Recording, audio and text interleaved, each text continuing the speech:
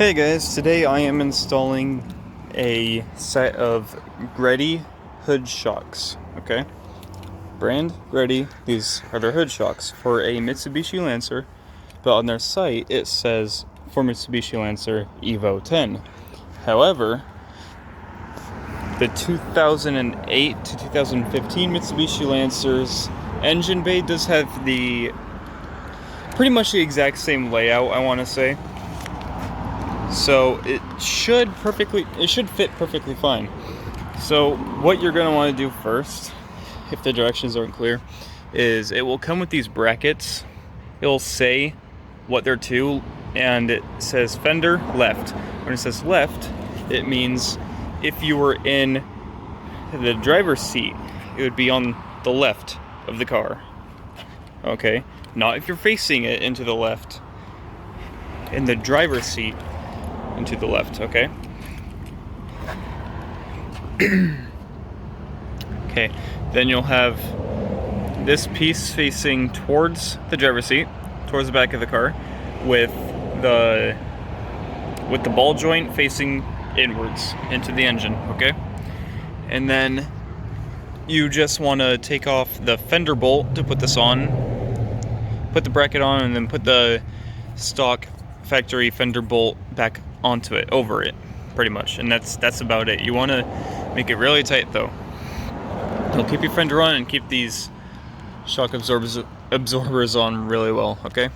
So then it will also come with some spiral washers. Here, I'll get one for you actually, so you can see. Oh no, I hope I didn't lose it.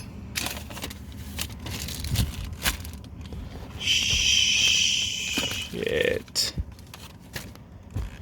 Well, guess I lost a piece. Yay.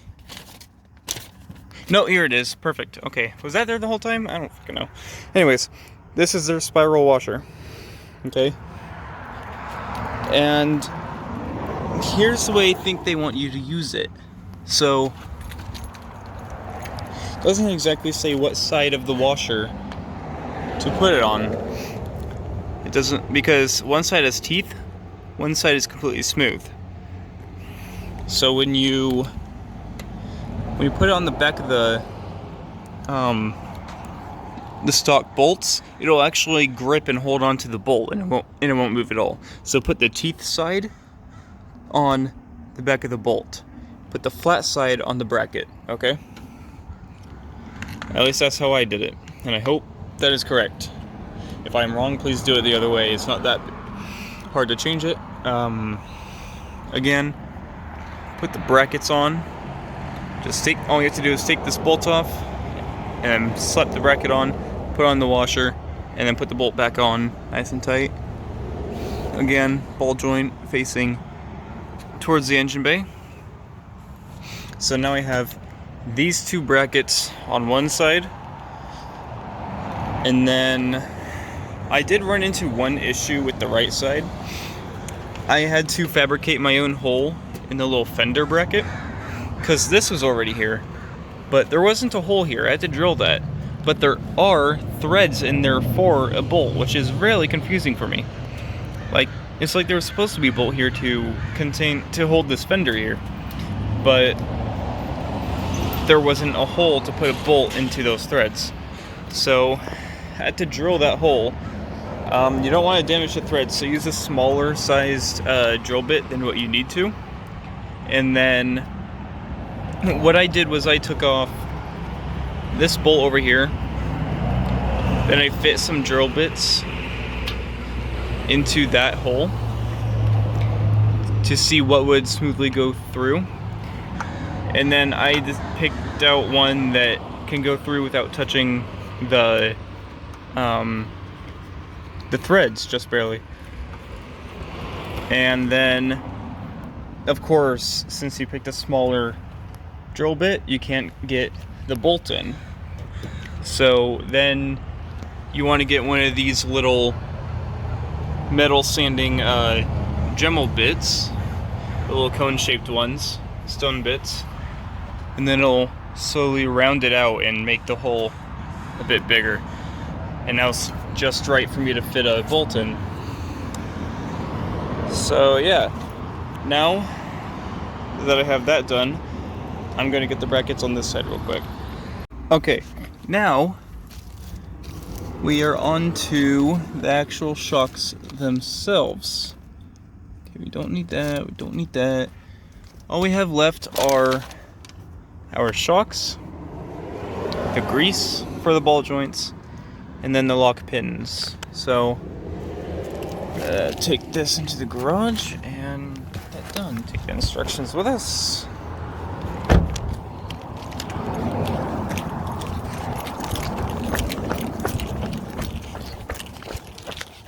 Okay, so you have to get these freaking foam blocks off first. Let's put it on the wood table. There we go. It looks really nice. I really don't want to scratch it. So let's get a knife in here. Yeah, there we go. I'm just gonna cut these off. That's all I'm gonna do. So I need to remove the locking clips when I put them on, then put the locking clips back on so that the ball joints don't come undone. So that's what those do. And it looks like they already have locking clips in them, so the locking clips that are in this package, I assume are just extras. So we're going to use this to grease up the brackets that we put on. Alright, so this is all the grease that it comes with, and it just started to rain right now, so we're gonna try and hurry up with this. I'm gonna try and be generous with this because there's only 4 ball joints that we have to use, and this is a good amount, so be generous with it. Alright, now we have it on, they're all greased up, and I put the locking clips right here, so we're gonna put those on so that they don't come undone. So what they do is there's a little hole in the ball joints that this goes into, and then this little arc neck thing here, or the arc on this, just goes around the neck so it keeps it in place. So the little hole right there, in all the way, okay, and then we just clamp it like that. Now it's not going anywhere, and we do that with all the ball joints. Alright, we got both shocks on, greased up, all bolts are tight, locking pins in. I'm gonna release this.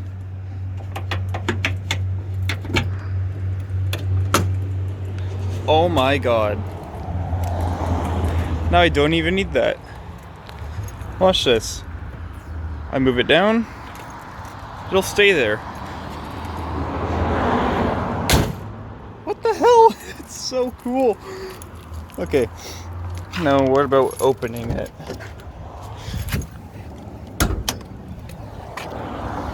Let's try opening this now.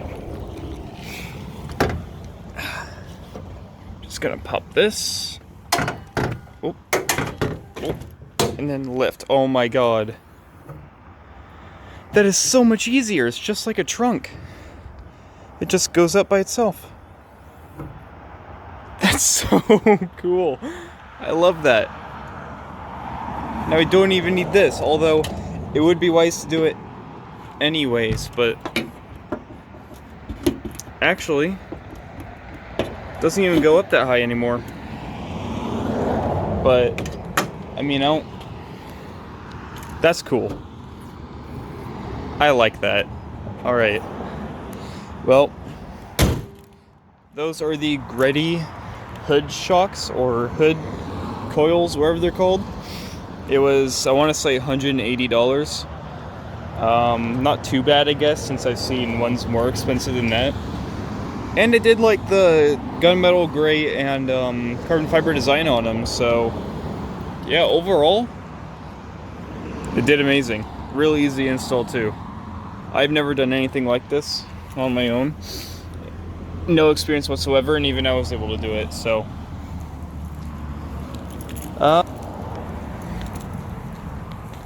Honestly, a really cool thing to have on your car. I highly recommend it. Alright, see you on the next video. I almost forgot one last thing. I just finished away putting all the tools and all the trash bags and everything from this. I almost forgot this until the very end. The stickers. So we peel this off.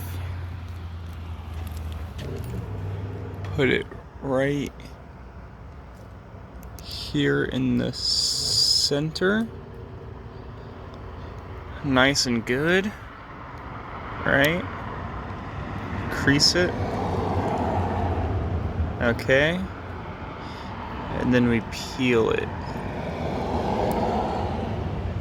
There we go. Looking nice.